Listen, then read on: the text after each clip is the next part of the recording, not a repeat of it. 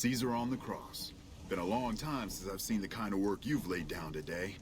And the screams of those Legion bastards as... Speaking of, that crazy light show over the fort? What the fuck? Could use 100 of you. Just scatter you over the east like jacks. Vegas.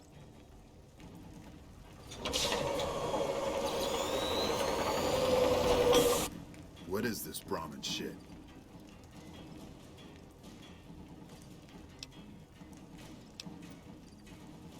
What the hell are you talking about? What is this? The free economic zone of New Vegas? What the hell does that mean? Oh, wait, here we go. Demands NCR's immediate withdrawal. Withdraw? This paper of yours? You know I won't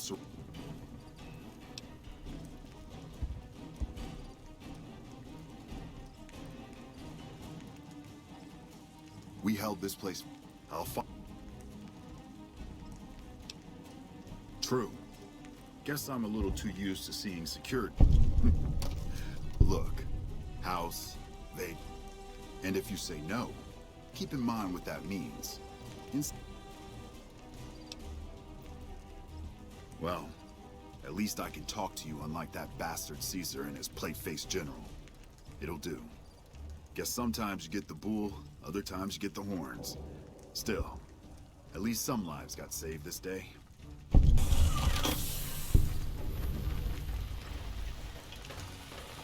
You know, I've had thousands of employees in my time.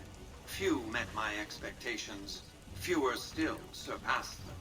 Your performance has been nothing short of spectacular. If I have need for a specialist, back to Vegas, shall we? I really should do something. I can make sure it not only runs, but runs on. No need to worry about the general, by the way. He'll be held responsible, publicly Kimball won't be able to save him. He'll be too busy getting thrown out of office. Vegas might see a dip in revenue for a few months, half a year.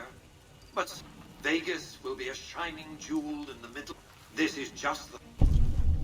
And so the courier who had cheated death in the cemetery outside Good Springs cheated death once again, and the Mojave Wasteland was forever changed.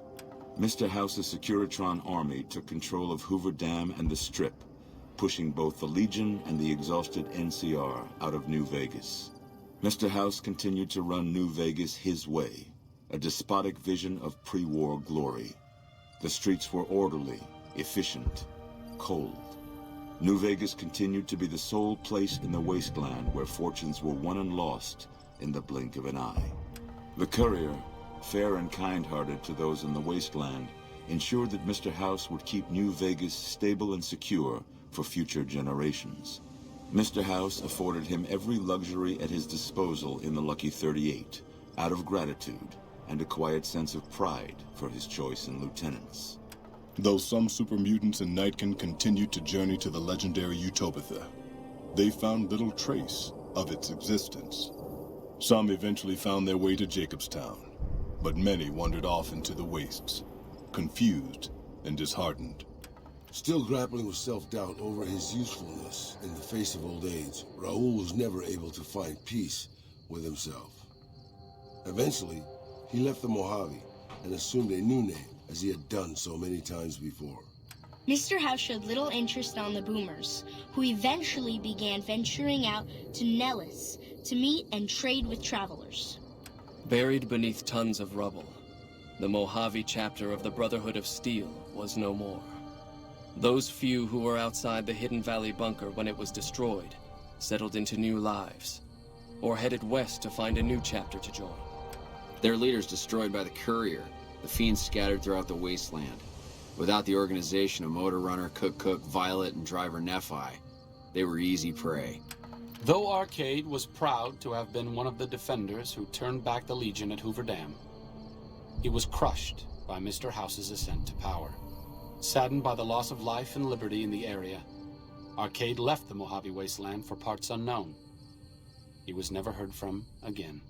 After Mr. House gained control of New Vegas, he sent a Securitron to Good Springs as a token of appreciation for helping the courier. Victor was a mixed blessing, however, as he continually monitored the town for Mr. House. Cass lived to see Hoover Dam in its old world glory, humming with power the likes of which the Mojave had never seen. Vegas burned brighter than ever. Securitrons filled the streets, and Cass's heart skipped, just a little. Her last words were to the dam, and to herself. We were going full speed ahead, but facing backwards the whole time. During the Battle of Hoover Dam, the Great Khans quickly evacuated Red Rock Canyon and headed north and east into the plains of Wyoming. There, they reconnected with the followers of the Apocalypse and rebuilt their strength. Bolstered by ancient knowledge of governance, economics, and transportation, they carved a mighty empire out of the ruins of the Northwest. Thanks to the Courier and Lily, a cure for the Nightkin's schizophrenia was found shortly after Dr. Henry's experiment concluded. Nightkin and other super mutants in the wasteland flocked to Jacobstown, and the town became known as a haven where a mutant could find peace. Lily continued to take her medicine at half doses, and although she remembered her grandchildren, her mind remained muddled and confused. Eventually, she parted ways with the Courier and traveled west, seeking the remnants of her past. Flush with his victory, Mr. House sent Securitrons into Freeside, thinking to increase his control over the area. When fighting broke out, the Kings fought valiantly, but were no match for the armored killing machines, and were wiped out to the last man. Shaped up by the Courier's advice, the Misfits distinguished themselves during the Legion's attack on Camp Golf. Mags was finally promoted to sergeant, and the rest of the Misfits received an official commendation. They continued to serve with distinction for many years. Though Novak was a low-priority target for the Legion, many of Novak's citizens died in its defense. With no other communities coming to its defense, Novak would eventually fall to the Legion's persistent attacks.